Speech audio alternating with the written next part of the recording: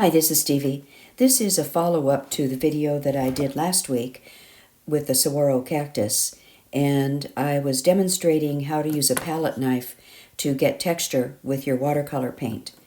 And I decided that it was a pretty sparse-looking painting with just the cactus and some grass below it, so I decided to add more things to it. And when my husband walked by and looked at the painting, he said, "That's an awful skinny saguaro." And I guess it is. So I thought I would try to fatten it up a bit too. I'm not so sure I'm happy with that, but anyway, I did it. And you'll get to see me apply more texture. So you can see in the background I have a pencil line there to indicate some distant mountains. And I just wanted to add some background, and I don't recommend painting this way. It's really dangerous to do an object in the foreground and then decide later on that you're going to add a background or something in the background. That should all be planned out in advance. So a good lesson there. But I decided to try this without disturbing the paint that's there, which is kind of tricky. So you can see me applying water to the paper there to get in some sky, but I was very careful to keep the cactus dry so that I didn't let that color bleed. As you know, once watercolor paint, even if it's dry, if it gets wet again, it can spread. So I'm just working around very quickly with my 1/2-inch brush, that's a Princeton brush, to just get in some sky. And there I'm indicating, I wiped off my brush and was just using it to indicate some clouds in the sky. I didn't spend much time at this at all. So here I was still using my original 3 colors. That was the New Gamboge for the yellow, Pyrrole Orange for the red color, and then Ultramarine Blue. So I wanted to stick to those colors. So I mixed up the Pyrrole Orange with the Ultramarine Blue, which gives you a nice dull purple. And I thought that would be good to show some distant mountains. And so I'm quickly getting those in as well. I think I wet the paper a little bit first to help spread that color, getting them in. And then I wanted to also create something in the middle ground. So I decided to put in a few distant cactus. So here I'm mixing up a little bit of green color and toning it down, making it a little bit gray to put in some distant cactus. And I'm making them smaller, of course, and lighter in value. And hopefully it will look like they're further away. And just to get something in there, I just didn't want the distant mountains and then the close-up cactus and nothing in between. And as you can see, I did not spend a lot of time at this. It's a very quick little demonstration. And I'm trying to work around what's already there, which is not easy to do. I'm trying to get behind those grasses that I already had in the front to put in my distant cactus. This is kind of an odd way of working, but I guess it worked out okay in the end.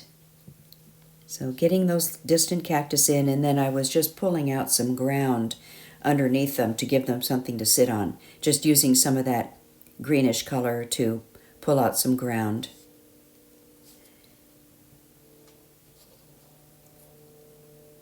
And then I'll start adding some more texture to the cactus. Oh, I was going back in there because my color had kind of disappeared, so I had to redo those cactus. And I thought that the mountains looked a little weak as well because watercolor dries so light. So I took my Princeton round brush with a little bit of that purple color, a little bit darker value of it, and you can see that I'm just indicating some strokes in those mountains to make it look like it's rocky. Arizona has no shortage of rocks or mountains, and that's kind of what they look like. They look kind of cragged and rocky. I do want to get rid of that pencil line later on if I can. Once the painting dries, it's pretty obvious to me, so I'll try to, I'm not going to do that on the camera, but later on I would try to remove that pencil line if I could. So back to the cactus now. Based on what my husband said, I'm going to try to fatten it up a bit. And I have to admit that when I was finished, I wasn't very pleased with it. I should have left well enough alone. Anyway, you'll get to see the process. I just started adding more of the colors, the 3 colors that I used the first time. But one thing that I did differently was the first time I painted the cactus, I applied water first where I was going to put the cactus, so it allowed that color to spread, and it looked much more transparent than this does. I didn't wet this first on the cactus because I was afraid it would spread the existing color too much. And I thought it ended up looking like an oil painting instead of a watercolor painting. But I guess the good news is you can clearly see the texture that is created with the palette knife, and that was really the point of my video anyway. So I'm just going back in, getting the trunk of the cactus a little fatter. A lot of the saguaros are a lot fatter than that. It just depends on the time of the year because they store water in those trunks, and that's why they tend to swell up and get so fat. And they can thin out again. Some of the ones that are dying in the desert get really thin. Anyhow, I fattened this one up a little bit. I would have preferred to keep the transparent color. I thought it was much prettier than this is, but live and learn. It's a good lesson.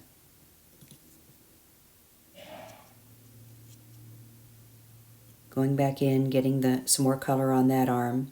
Another thing that I said that I would do in this video is show how those arms are connected to the main trunk of the saguaro. And they don't all just come in at the sides. You might see the seam where they come together in the front of the cactus.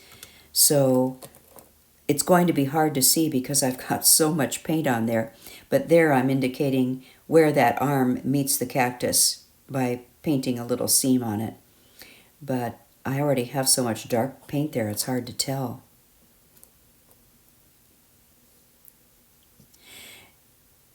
Just fixing up those distant cactus a little bit. They got kind of wonky because it was wet, I guess.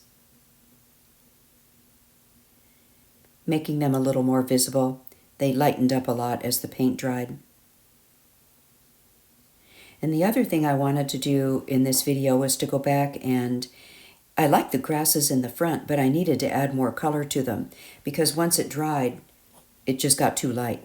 And I wanted to add a little more depth to all those weeds and grasses in the front. So I'm using my silver brush, my silver script dagger brush, and that brush holds a lot of water and it's real long and floppy. So I can pick up that color and just kind of dance it around, and I hold my brush loosely and you can see it has a nice pointed tip, so you can see how it makes really nice grasses very quickly. And this video is sped up double time. I don't really paint that fast, so you could slow it down if you wanted to really see how I did that. And the more random you do that, the better it looks. Don't go too slow and don't try to be too careful. And there is one more trick with a palette knife that you can do, and what I'm doing now is mixing up that red and the blue color again to get more of a brownish color to show you how you can make rocks with it.